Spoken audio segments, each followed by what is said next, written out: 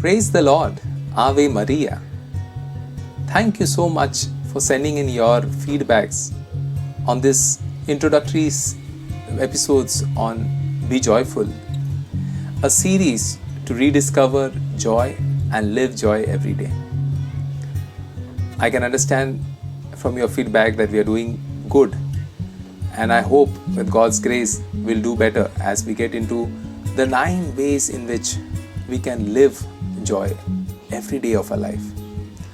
So today we are going to focus on joy. Is joy more than feeling?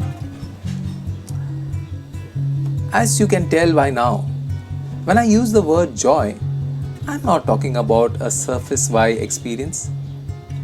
Deeper joy, spiritual joy, is a serious thing. Like the depths of the ocean, it's unmoved by the surface jobs. Spiritual joy can exist deep within us, even when the surface is battered by the storms of sadness, struggles, and failure. And that's when we need joy the most. This series isn't about your surface feelings. It's okay to not feel happy all the time. It's okay to be up at night with anxiety. It's okay to feel frustrated because it's okay to be human. If you listen to this video with a skewed idea that to succeed spiritually, you need to feel happy all the time, you will only end up tweaked out and over-examining your feelings all the time. That's not the goal of a spiritual life. In fact, if you're overly focusing on your feelings, you will end up miserable. Irony, huh? Your feelings are born of a chemical reaction in your brain. Your spiritual disposition, which sometimes leads you into deep feeling and sometimes don't, comes from your soul. And you experience both at the same time. Have you ever felt deeply sad and hopeful at the same time? It's what we experience at a funeral of a loved one, where we both say goodbye and remember heaven. The sadness you feel at funeral is natural and normal. It's a neurological response to goodbye. The hope you feel is happening someplace deep inside you. Goodbye you are experiencing is just goodbye for now.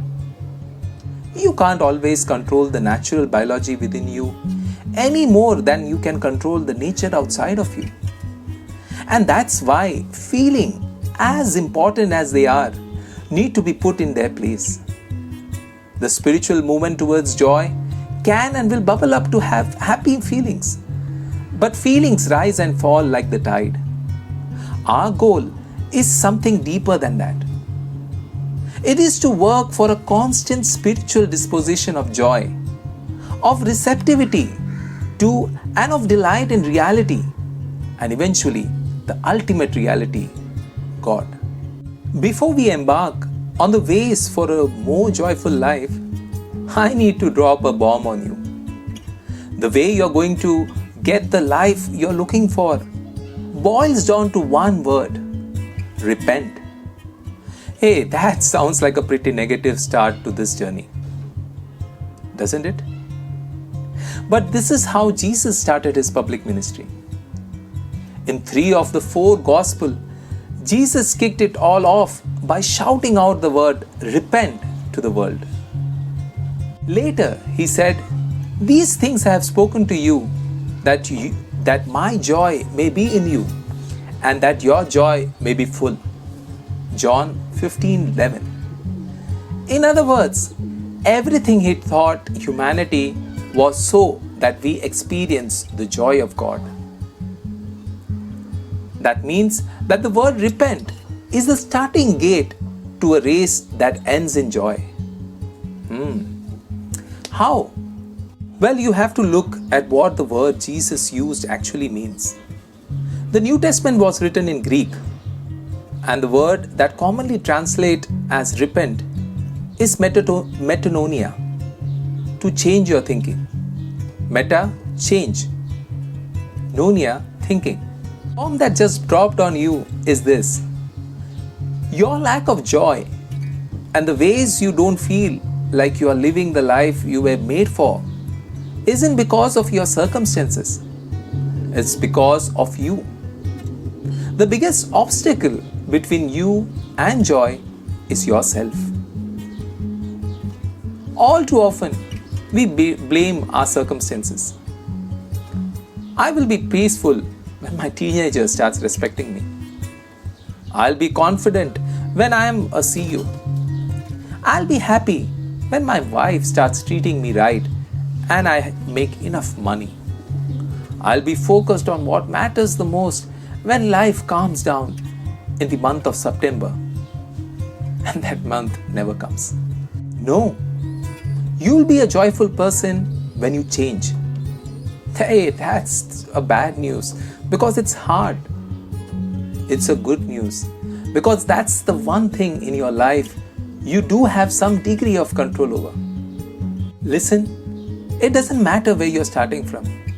I don't care if you feel like your life is in shambles. God believes in you, so do I. All that matters is that you begin this journey towards joy. If you do, you can and will hit the target of a better life. You may have heard the joke about the guy who asked for direction and was told, "You can't get there from here." That's funny because it's never true. You can get to any point B from literally any point A on earth. Your location is not an obstacle to where God wants to bring you if you start changing your direction now. You can always begin to live the life you are made for. Your current location does not impact your destination. Personal note, I am so passionate to take this journey with you because of what I have seen these 9 ways do for me and so many others. Shifting my focus from the complex issues of everyday life to following these simple ways has changed my life and ironically has helped me tackle all the issues life throws at me more effectively. Your problems might be complicated. This series isn't about your problems. It's just about solutions. In short, these 9 ways have changed my life for better. They will change yours too.